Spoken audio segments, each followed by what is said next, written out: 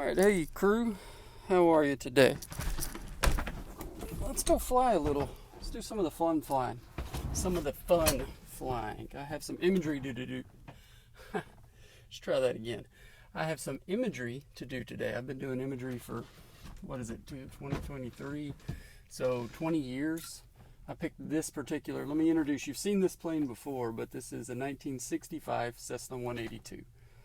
I picked it up in 2004 from East Troy, Wisconsin, and she and I have flown all over the place. I don't know how many thousands of hours I have in this one plane alone, but we've been to the Pacific Ocean, the Atlantic Ocean, over Mexico, up to Canada.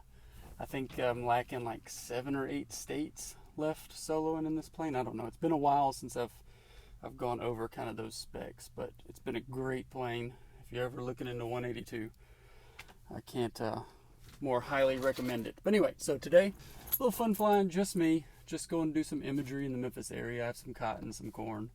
I do aerial surveilling, imagery, photography, whatever you need, multispectral, thermal. I've been doing it for years. And it's kind of a way to stay in this plane and kind of recenter my aviation, because I love doing this. If I could travel in this thing nonstop like I used to, I mean, I'd be flying this plane from Gillette, Wyoming to Miami in a matter of a night. After working in Gillette, then work in Miami, then head back to Memphis. It's been a great plane. So this is kind of like my center in aviation. So when I get the kids in here, show them how to fly, and just really enjoy it. Plus, it keeps me fresher. The more I fly this, it seems to me, the better I fly the jets. So anyway, we've got to get a little gas, get started up, and head over to the fuel farm, get some gas, use the restroom, grab some water, do all that stuff, and then we'll head out on our flight. So let's run a little checklist here. Before starting engine, pre-flight inspection is complete. I walked it in the hangar. Other than fuel, so I haven't sunk the fuel. We'll do that after we start the plane. Passenger brief, there are no passengers, just me. I know my brief, hobs, tack time are noted, circuit breakers are all in, what little I have in here. Seat, track, and back are locked and set. Fuel selector down here is on both. Avionics, electrical equipment, everything for the moment is off. Cow flaps are open. We want the engine to breathe when we start it. And brakes, I don't much use the parking brake in this unless I'm out of the plane, like when I pull it out of the hangar. For the most part, I'm using my feet as the brake. I don't really trust them. It's the same way in the Citation. I've seen them roll on you before. So starting engine, we'll have carburetor heat full in. We'll go mixture rich. Prop to a high RPM, which it already is. Throttle 1/2 inch open. We'll prime it, turn the beacon on, clear the area, prop clear. Master on, mags. Start the engine and check the oil pressure. So we'll do that as a flow. Let's get going with it. Start with a prime, and I prime it over here, which you probably can't see around the iPad, but I haven't started it. It's been about a week, so it's warm. I'll give it 3 good primes. 1, 2, and 3, and everything's kind of a flow from as little of a plane you're flying to as bigger plane flying. You can do a flow. Gas is on, cow flaps open, mixture rich, prop forward. Throttle 1/2 inch, lights as we like it. Tail strobe is on for the start because that's pretty much our beacon. Master's on, clear prop, and area is actually clear. I don't just yell it. I did verify it. Excuse me. All right, prop's clear, and turning it over. She starts. Let it do the work. I don't sit there and crank on the starter. And it's slowly coming up, and within 30 seconds we have oil pressure. Everything's looking like it should. We'll let it warm for just a second. After start, mixture as required. Once it gets set and started, I'll go ahead and lean it out quite a bit. Seat belt, shoulder harness are set. I don't have shoulder harnesses in this old plane. Flaps set for takeoff. They're up. Autopilot, we don't have one in here. It's all old school and a non-standard 6-pack. Airflow like we like it. Avionics, I'm not going to turn it on. Like I said, I'm just going to fuel, so we'll get that on the next start. Same with the transponder. The weather, I've already gotten it. Pretty much it's light. There's not much going on. Seems like a gorgeous day here. A little reprieve from the heat for a minute. Altimeter, we'll grab that. Lights and brakes, we'll test them. We'll head over to fuel. So let's go that way. Taxi light on. Brakes are working. Alright, as I peek around the hangar here, looking to the left, it's always that truck. I don't know whose truck that is, and the right. Left and right are clear. Let's go get some fuel.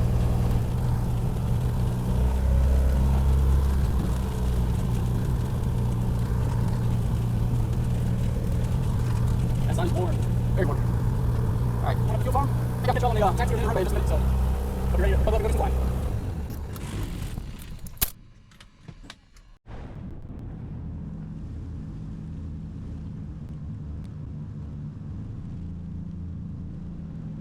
I got everything in. Are you going to continue eastbound or northbound? I'm sorry for the trouble. I'm pretty much over my first little area I need to get, so I'm just kind of climbing in these turns, and then I'll be working to the northeast. Okay, sounds good. Sounds 050. You can contact Memphis Center out 134.65. Just let them know that as you climb that you're going to be working to the northeast there. Welcome, 3465. Appreciate the help, 050. Thank you, sir. I'll talk to you soon. Welcome.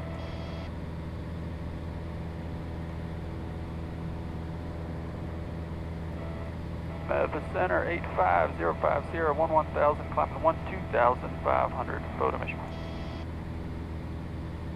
050 Memphis Center, McHill Route 29999. 2999, and we're just climbing in this turn, and we're pretty much over our first little area. We'll be working to the northeast. Okay, thanks. 01 Bravo X-ray, do you call? 01 Bravo X-ray, Roger, maintain 6,000. All right, story time. Blue Street 5041, connect Memphis approach 125.8. I tried to record the takeoff because takeoffs are always nice and pretty, especially maybe from there you get to see everything I was doing. And I hit record, so I thought, got all the audio. Didn't get any of the video. I guess that's the way it goes sometimes. That's why I need multiple cameras, or that'd be nice, so that when you have multiple options to choose from, and different views would be nice as well. But anyway, missed that. November, who was that again? But you've seen it before. So what we're doing right now is we're coming through 11,300. You heard me checking on with center. In the climb here, get another, 1,100 feet, and I'll start my imagery because I'm pretty much right over the fields. So a little history. I've been doing this, like I said, before we started the plane.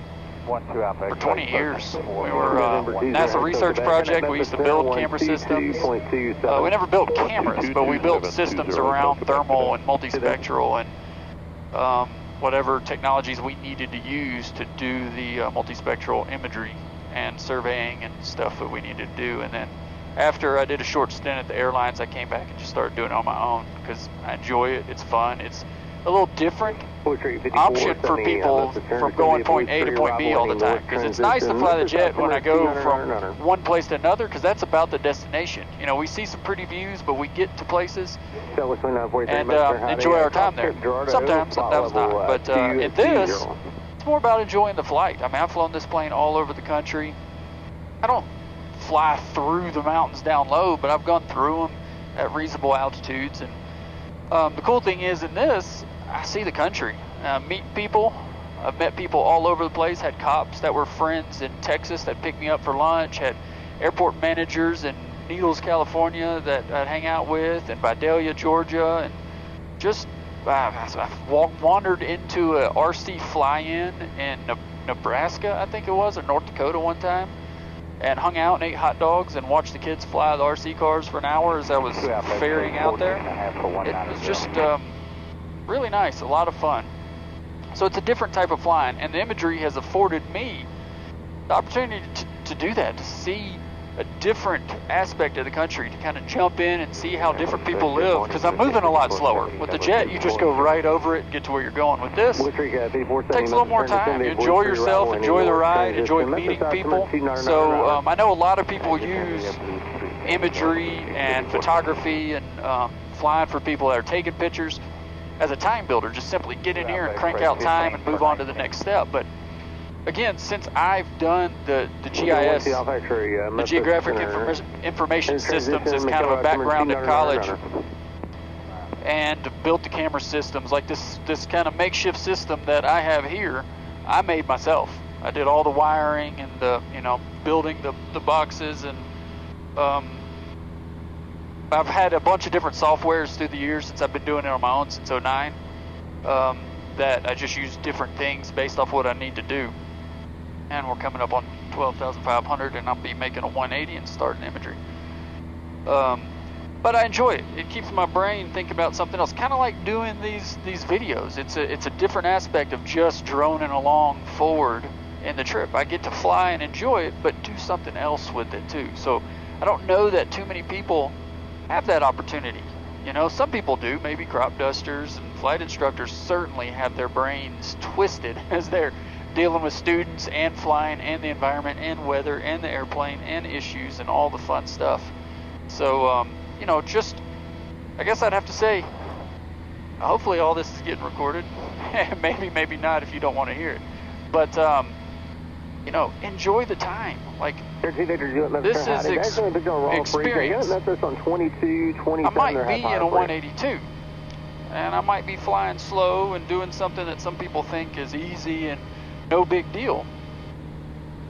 But I'm enjoying it.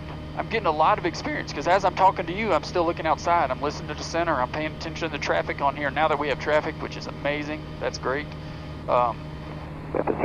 You know, you really build experience. You're having to think. Like, I would leave with Spain sometimes, back when I did this for a company, and I would have to check weather before I left for 4 or 5 different states, because depending on exactly what the clouds did, I might go north, I might go south, I might go east, I might go west.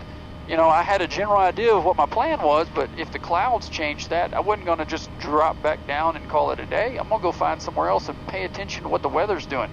And in doing so, learned a, you know, a decent amount about weather and how to watch and read the clouds and see what's going on.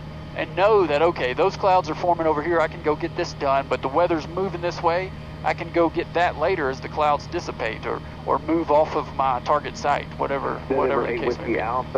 So, about 5 miles northbound at 7,005. Yeah, it's a lot of fun. We've got him TCAS. We're turning left. But I have to concentrate a little more, because I don't do this every day like I used to. Lock my aspect ratio on the iPad here as we start. So, into 12,500, we got the cow flap set, cruise set, and the aircraft is lean to where I like it, and we're trimmed out. We're cleared as Coming over our first site, and there's not a cloud in sight at the moment, which is just absolutely gorgeous. Temperature's nice. That's another great thing. Flying these 182s, everybody wants to be lower. Doesn't think you can go high, especially if you have oxygen like I do. I'm at 12.5 now, so, and I've been doing it for so long. But I got him on the TCAS. The temperatures are cool. There's no traffic. It's rather nice flying across the country at 12,000 feet.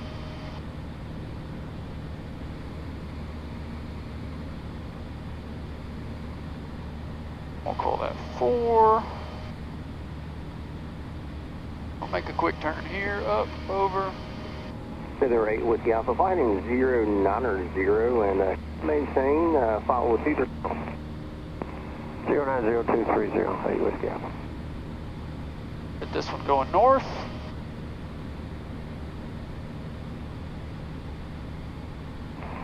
Memphis Center, Sirius 972, or 927 Charlie Romeo, this is 739.6 for 6,000 with the weather, visual runway 20.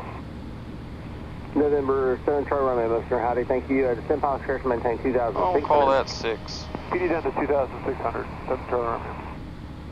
Desert 12 Alpha X-ray. Always looking outside still, constantly. I've got talking to Memphis Center, on flight following, I have traffic, but still your eyes are in VFR, you need to be looking outside.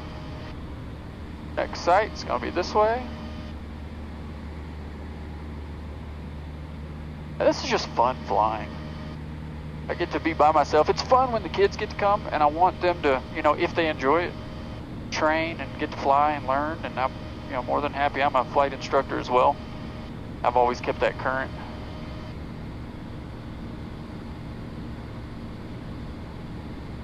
Call that 9. I'm gonna come back and get all those at one run. you know, so that's even different. Have somebody up here with me. It's a little more compacted in here because I've been flying, I don't know, 3,000-4,000 hours solo in this thing. I'm used to spreading out in my space, but it's nice. Different perspective. It's just keeping yourself into a not doing the same thing all the time. You get into a rut, whether you know it or not. You need to branch out. And I had a buddy tell me years ago that was a helicopter pilot. November 8 Whiskey Alpha. We're at Chattanooga Airport. That Chattanooga 8 Whiskey Alpha. He said each year you need to make a point to push yourself a little bit, push your comfort zone, not in a dangerous way, but in aviation, if you're not moving forward, you're getting stagnant. You kind of could be complacent, and that can lead to you know, potentially dangerous links in the chain of issues, accidents. 5470, connect Memphis approach 125. But if you're constantly pushing, you know, let's say I'm comfortable with a 10 knot crosswind. Well, push it a little bit. See, go out with a flight instructor. Or if you're comfortable enough, try a little bit higher. And push those limits so that when you get stuck out there in the real world and it's 15 knot crosswind, you've done it. You're comfortable. You're not surprised and stuck. November 900. I remember one time years ago, the first trip, I took one of these 182s out to California. I had an office out in the San Joaquin Valley, and I did a lot of imagery out there and ferrying back and forth from Memphis to California through that Tehachapi Pass, up Bakersfield and everything. Let's say that's probably about 15. And I remember the first trip. This was before there were no iPads. I didn't have the old school black and white GPSs at the time. I didn't have a Garmin in my dash. I had VORs, a non-working ADF, a non-standard 6-pack. It was IFR equipped, but not great. And maps. Sectionals, low and routes, AFDs. So I'd sit, before I left, I sat and drew up my route on a sectional, just like you were used to do before a check ride or during your training. Drew up my route of where I was going, called the airports, asked if there was anything, because I'd never been out in the mountains. I talked to some mountain instructors ahead of time to learn some things over the phone before I even got out there. You know, doing due diligence, so I tried to do this safely and was super excited about this trip, right? You know, first time I'm leaving the area. No longer is it a 50-mile cross country or 200-mile. I'm going to the other side of the country, and that's what it's about. That's what you know, still gets me excited. I'd love to do it to this day.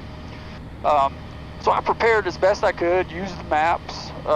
You know, I would stop for a night, get in a hotel, and draw up the next route. Redo what I had planned ahead of time, make sure it's still going to work, and keep moving on. Well, I got into let's see, it was Sky Harbor, I believe, outside of Phoenix, Arizona. There was no control tower at the time. There's a control tower there now. But the winds were 20 knot direct crosswind, blowing pretty hard, coming down off the plateau, right across the airport, east-west runway, if I remember right. I'd have to look it up again.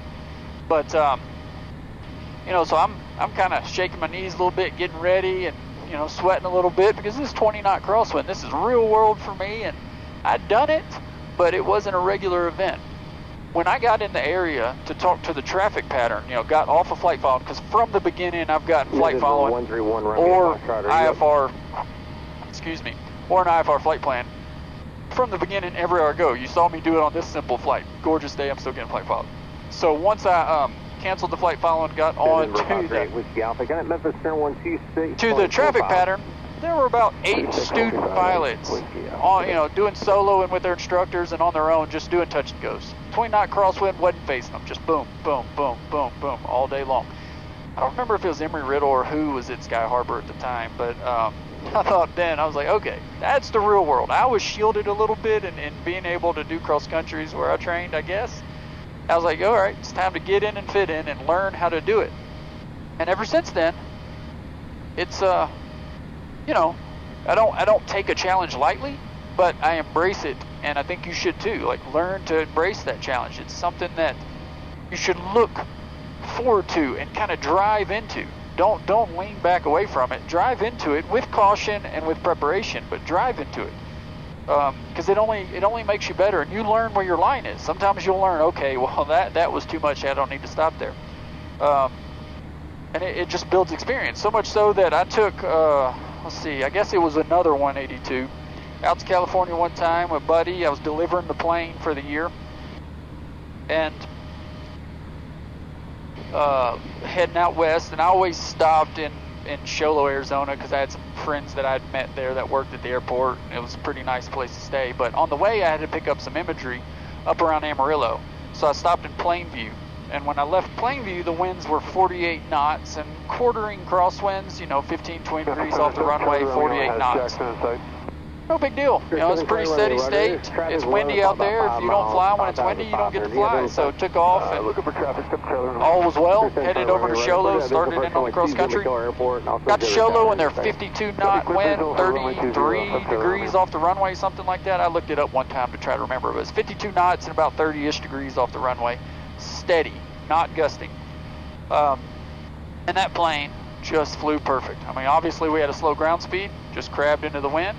And there was nothing to it, believe it or not. And then got down and just turned the nose, landed it, and then taxiing was more difficult than the actual landing. But you learn to get comfortable and when and where you should and shouldn't do something if you push to build experience. Don't just run to build flight time. Build experience. Experience is what's going to make you a safer, better pilot and a captain. I replied to a comment, not that I get all that many, and I appreciate everyone that I do get. I try to respond with forethought to everyone I get. But I responded to one comment saying that basically, what I look for is a captain. Say I'm in that jet. Let's call that 19 here. Let's say that I'm in that jet. I'm not looking for somebody with just a bunch of flight time and a qualification. I want somebody that can take my job. And I say that honestly. I fly for people that I like, and they trust me. I'm not going to put somebody in there that's just low enough under me that I'm not scared of them taking my job.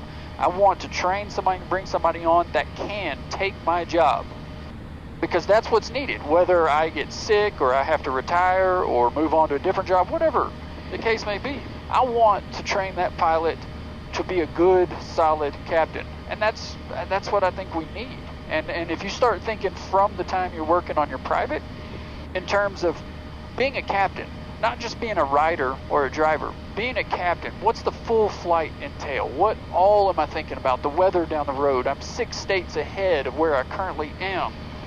I'm taking off. I've already got the departure brief, the taxi, the departure, the climb out, all that's briefed and known and planned, and I'm already thinking about that approach. All right, we'll be doing a GPS approach in there after this arrival, and the taxiway is here, and guess what? I think I'm gonna go get a burger because I know they have a good place down the road. That's how far ahead you want to be thinking. So anyway, that's my little rant. Push those experiences. Don't just go for flight time. November 321 Bravo X-ray, Kansas City 127. Flight time's good, and flight time does equate to some experience, but it's not one for one. You really need to embrace the challenges. Flight instruction is great. I know we're in a climate right now where a lot of people don't have to flight instruct, and that's great. I really do like the changes now that regional pilots are getting paid. When I was there, I'll be honest with you. When I was at the regionals, I flew a Saab, and I was Houston based and Boston based, and I made 17 grand a year, and I was living in, trying to live in Boston or Houston, and then growing a family in Memphis. It just wasn't sustainable. We'll call that one 24. So now I certainly like this change where the pilots have a little more leverage and can get paid what they're worth. It's expensive and it's good training. But at the same time, if you have an opportunity, go ahead and get that flight instructor certificate and use it. I mean, 500 hours of instruction is amazing what you'll learn. I remember I did a ton of multi-instruction. That was kind of my thing, was multi and privates. I enjoyed teaching somebody from the beginning, and then multi was just multi was fun. But you have somebody doing a VMC roll, and you're just at the point, you're like, all right, are we really going to do this? Okay. But you learn a lot instructing, and that only carries on down the road. So don't just skip it because it's easy and I can go get on at a regional here. Get it for your own sake. November 245 Mike Whiskey. It's going to make you a better pilot. 133.65. And it truly will. Take those opportunities that come up. Ferry planes. November 1983 X-ray. Transmit frequency at 3365. Let's say that one was 20. 133.65. Don't skip all that stuff just because you want to get to that bigger jet. I've encountered a lot of people, quite honestly, I've got two in mind. I'm not going to obviously say any names, but that were in a rush, just flying through everything, writing that time in their logbook. I don't know, I'm not going to speculate as to what's in their logbook, don't really care. But I know they're not flying with me. And quite honestly, they're at major, well, you know, they're not at legacies, but they're at large airlines now. And that's great. I mean, it's a different climate, but they're not a captain. And hopefully they'll learn to be a captain. But it's a mindset. It's not just a sign off in a logbook of a type rating and enough flight time in your logbook. It's a mindset of learning how you think. And when you get in a plane with a captain versus somebody that's just, pushed through the experience, you can see the difference. And we want to be safe up here. You know, all of us want to go home. Nobody, that's kind of a proverbial corporate or charter pilot comment is, I have kids at home, I want to go home too. You know, so we're going to get you there safely. I've heard a lot of captains say, and it's true, it's kind of cheesy, but it's true. You want to trust your decision making, but at the same time, learn to push it. I keep going over this, but I'll go ahead and call it here. I've probably been rambling enough. I appreciate you listening. Push your limits in a safe, efficient manner. Become a better pilot. Reach out if you have any questions. Just comment down in below, wherever the comments are, and ask them. I'll be more than happy to answer what I can. And I don't know everything, but I have friends. I've been in this business long enough. I know quite a few people, and maybe they can help. So if this is something you enjoyed, let me know that as well. This rambling, just kind of as I fly on my own, I get a chance to talk without being next to somebody who's getting annoyed at me not shutting up. And maybe y'all are getting annoyed, but let me know if you are. I won't do it again. If you like it, I'll try to do it again. Enjoy your day. Fly safe. Like the videos if you haven't. Subscribe if you so desire. I certainly would appreciate it. Share these if you'd like, and we'll catch you on the next flight. Fly safe out there. Appreciate it.